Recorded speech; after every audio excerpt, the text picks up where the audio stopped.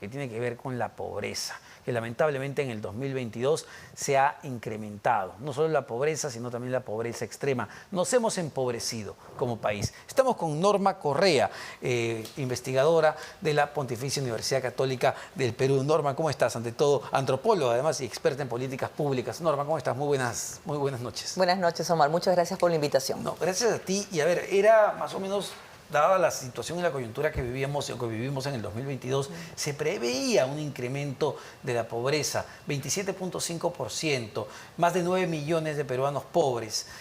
Pero ¿qué más nos arroja este informe? Siento que hay problemas mucho más profundos a partir de lo que estamos viendo. Sí, en efecto. Importante, comentar, ¿no?, a la audiencia que el día de hoy el Instituto Nacional de Estadística ha realizado la presentación oficial. Esto se hace todos los años en el Perú. Aquí también quiero destacar el trabajo del INEI, ¿no?, que oportunamente nos brinda esta información basada en la Encuesta Nacional de Hogares, que es posiblemente la fuente de información más robusta que tenemos en el Perú en materia estadística. Es una muestra importante, son más de 36.000 hogares que participan en esta encuesta a nivel nacional. Entonces, los datos que nos dan no solamente son muy ricos, sino son rigurosos. Y el día de hoy, en efecto, Omar, hemos recibido una noticia anunciada, ¿no?, porque ya se esperaba que las cifras de pobreza aumenten en relación al año pasado, 27.5 puntos porcentuales de pobreza monetaria, que equivale a más de 9 millones de ciudadanos. Ahora, es importante precisar qué significa eso de pobreza monetaria, ¿no?, para poder de alguna manera ilustrar qué exactamente estamos midiendo. El Instituto Nacional de Estadística, de la mano con la Comisión Consultiva de Pobreza, que está formada por expertos de los independientes y de diferentes instituciones especializadas, establecen una canasta de consumo básica, ¿no?, que para este año es de 415 soles por persona. Con esa medición se establece un corte, la famosa línea de pobreza, y eso establece básicamente quiénes son los pobres y los pobres extremos en el Perú. Ahora, por supuesto, sabemos que la experiencia de pobreza va más allá de mi capacidad de consumo, sí, claro. ¿Okay? Pero la virtud que tiene esta medición es que es comparable. Entonces, una primera idea que quiero decir aquí, Omar, es que esta cifra hay que colocarla en el contexto de lo que ha ocurrido en este milenio. Y en este milenio hemos tenido tres grandes momentos en la evolución de la pobreza. Un momento donde claramente la pobreza se redujo. De ahí hemos transitado una meseta y ahora estamos en este contexto de subida que podemos comentar después. Y hay un dato y un cuadro que me generaba muchísima preocupación por lo ocurrido ya en el 2022. Es verdad, la pandemia nos golpeó muchísimo. La pobreza escaló hasta el 30%, ahora lo vemos a 27.5%. Pero la desigualdad que podamos estar viendo, no sé si podemos poner un cuadro que tiene que ver cómo ha evolucionado tanto los ingresos y los gastos por estos famosos grupos en función de cuánto gastan y cuántos ingresos generan. Y lo que vemos es que las personas que menos ganan, los más pobres, ¿no?, los que menos ganan, se han vuelto más pobres. Y los que más ganan, el decil 9 y 10 probablemente, los que más ganan en el país, han ganado más. Es decir, la brecha de desigualdad ha crecido en el 2022. Bueno, lo que ocurre es que acá hay un elemento importante, ¿no?, que ha sido el efecto de la inflación en la economía de los hogares. Ahora, eso es parte de la explicación. De hecho, hoy en la mañana, ¿no?, que se presentaron las cifras, uno de los comentaristas, Javier Herrera, estimó, ¿no?, o sea, ¿qué hubiera pasado si la inflación no hubiera sido un problema? Bueno, hubiéramos tenido 3.6 puntos porcentuales menos de pobreza, ¿no?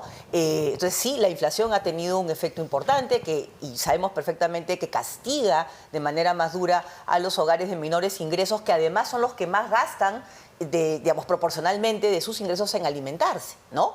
De hecho, de la canasta, ¿no?, básica que se emplea para hacer esta estimación, de los 110 productos que considera el INEGI, son 100 los que han subido de precio. Entonces, definitivamente es un golpe muy fuerte, en particular para los más pobres. Sin embargo, incluso controlando ese tema, todavía no recuperamos los niveles que teníamos antes de la pandemia. Entonces, aquí hay una explicación, si quieres tú, más profunda, que también tiene que ver con la forma como se está respondiendo a este problema, que no es nuevo, desde las políticas públicas. Y claro, tienes por un lado que los precios aumentaron y lamentablemente golpearon más a las familias más pobres, y por otro lado en el 2022, también en el 2021, para el 2022, la generación de empleo no ha sido dinámica y menos la de empleo de calidad, porque tú dices, bueno, por un lado los precios suben, pero estoy generando más empleo de calidad, la gente tiene más plata en el bolsillo, puede resistir ese golpe, pero tanto por oferta como por demanda, el golpe ha venido muy fuerte para las familias más vulnerables. O sea, el tema del empleo definitivamente es crucial y yo creo que, como te decía hace un rato, hemos en este milenio pasado por 3 momentos. Y hubo un primer momento donde Perú redujo la pobreza monetaria de manera importante. Pasamos de tasas de cerca del 60% en el 2004 a alrededor de 20% hacia el 2015-2016, ¿no? ¿Qué hubo detrás de esa historia? Bueno, los efectos del crecimiento económico en empleo, en inversión, también el rol de los servicios públicos y los programas sociales dirigidos a los sectores de pobreza extrema. De ahí hemos pasado una meseta que va de la mano también con el momento que se empieza a enfriar la economía, y de ahí viene, ¡pum!, el golpe pandémico. Y que el golpe pandémico fue devastador para el Perú en términos económicos y sociales. Entonces, ¿qué ocurre? No nos terminamos de recuperar del impacto de la pandemia en la economía, en indicadores sociales, pero lo que yo quiero destacar acá, que en los temas de pobreza tampoco me parece exacto atribuir el reto que enfrentamos ahora de manera total a la pandemia. ¿Por qué? Porque había una serie de temas que ya se venían anunciando antes de la pandemia. Por ejemplo, la urbanización de la pobreza ya se veía claramente antes de la pandemia. Eso es bien importante porque uno dice, ok, queda claro desde cualquier punto de vista estadístico que hay una relación directa entre crecimiento económico y reducción de la pobreza. Y es verdad, en la época maravillosa que se hablaba del Perú con cifras chinas de crecimiento, redujimos mucho la pobreza. Pero lo que nos lleva a esta conclusión de pasar luego de 20 a 30 por la pandemia y ahora 27.5 es cuán vulnerables éramos. Es decir, sacamos a la gente de pobreza, sí es verdad, pero ¿cómo vivían? ¿En qué condiciones estaban? ¿Cómo era su calidad de vida? Ya, gastaban un poco más de la línea digamos, para caer en pobreza, pero no tanto más. No, y ese es un tema clave porque nos lleva al concepto de las personas en condición de vulnerabilidad, ¿no? Que en el Perú, con las cifras actuales, 1 de cada 3 peruanos están en condición de vulnerabilidad. Entonces, estas son personas que ocurre un choque en sus condiciones por una pandemia, por un tema climático, y estas personas caen a la pobreza con mucha facilidad. Esto es lo que básicamente hemos visto en la pandemia, con el tremendo choque social, económico, sanitario, esta población vulnerable que cae debajo de la línea de la pobreza. Pero yendo al tema... Norma, pero la data que se hace es efectivamente, la vi también, es sumamente preocupante porque uno dice, a ver, tienes a casi 30%, 1 de cada 3 ya, o pobre extremo, que es el que está más reventado. Y además tienes a otros, 1 de cada 3, que les pasa algo y se vuelven pobres. Tienes al 60% de tu población viviendo en condiciones pues, que no debería vivir una persona. Sí, no, en este momento 6 de cada 10 peruanos son pobres o vulnerables. O sea, son realmente cifras alarmantes y es lo que nos debe motivar como país a una acción inmediata. Pero una acción inmediata que construya sobre lo avanzado, pero que tenga claridad técnica de lo que queremos hacer. Omar, mira, hay que tener mucho cuidado con las respuestas populistas y clientelares a este tipo de problema.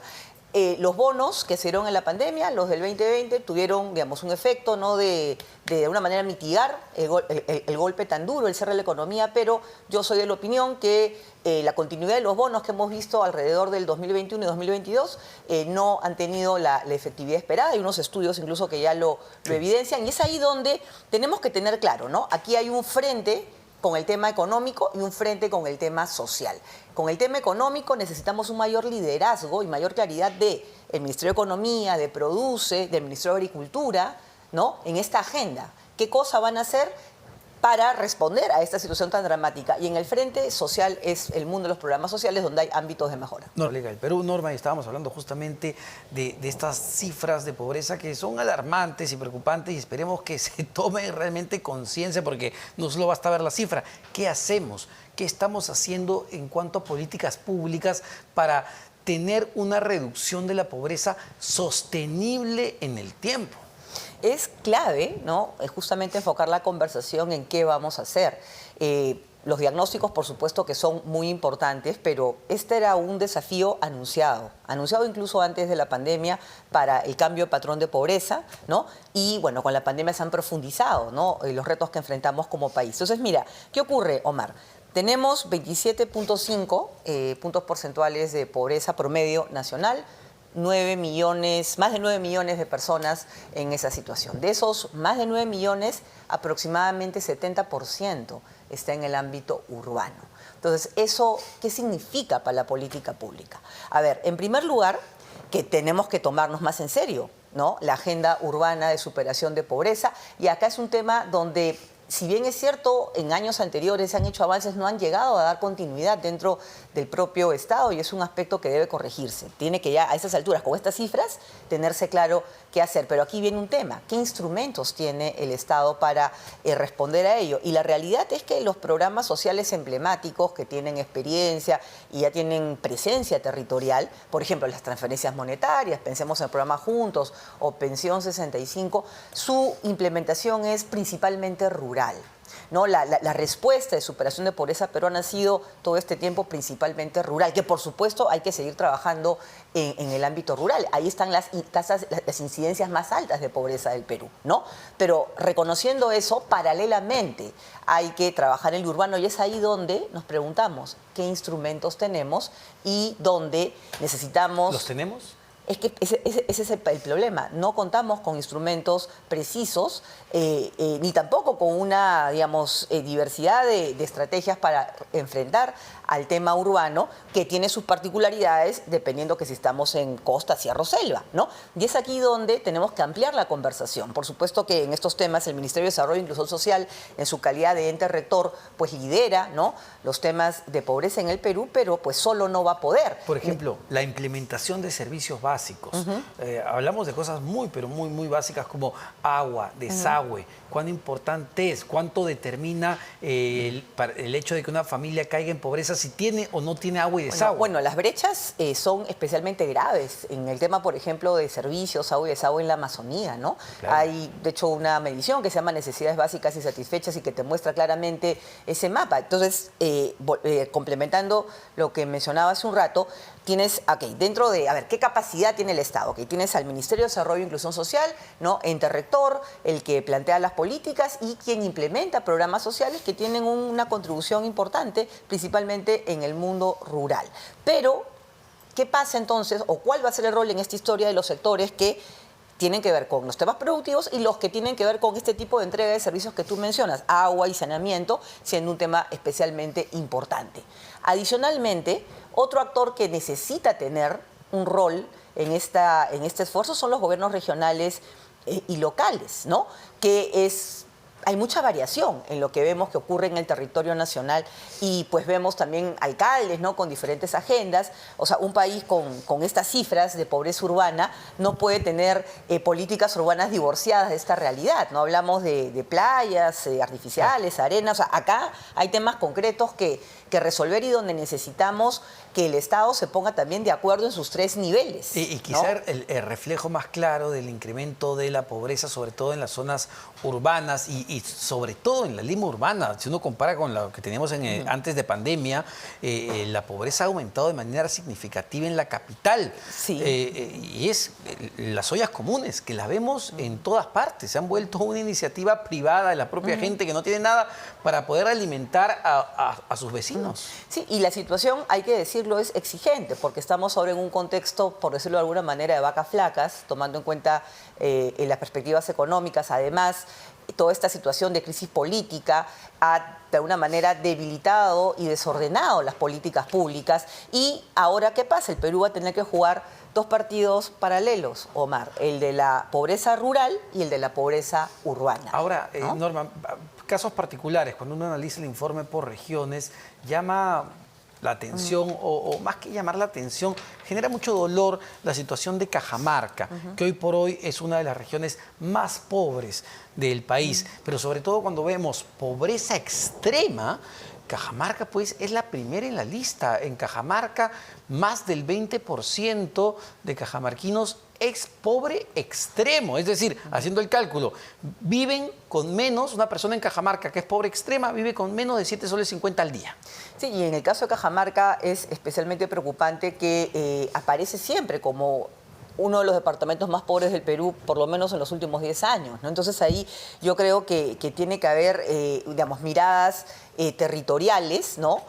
Mucho más ancladas a cómo rompes, ¿no? Estos círculos de pobreza que tienen que ver, entre otras cosas, con las faltas de generación de oportunidades económicas, pero también con brechas de servicio. Ahora, otro tema, Omar, que quería llamar la atención, aquí estando en RPP, que ha tenido un rol tan importante en la campaña para la recuperación de la presencialidad en la educación y la reapertura de escuelas. De acuerdo a las cifras que ha presentado hoy día el INEI, 1 de cada 3 niños y niñas del Perú tienen atraso escolar por edad, hablando del segmento de 6 a 11 años. Entonces, 1 de cada 3. 1 de cada 3 niños está atrasado. De 6 a 11 años reporta atraso escolar en función a lo que le correspondería, ¿no?, a su edad. Entonces, pero ahí me haces un poco de ruido porque recuerdo cuando todavía estaba el ministro Oscar Becerra, se presentó un estudio que había hecho el Minedu, donde señalaban que la pandemia, según lo que decía el Minedu, no había impactado tanto en lo que deberían haber aprendido los chicos. Pero esto dice todo lo contrario. bueno, yo creo que es un tema que tiene que verse con más detalle. Como te digo, estas cifras del INEI vienen de una encuesta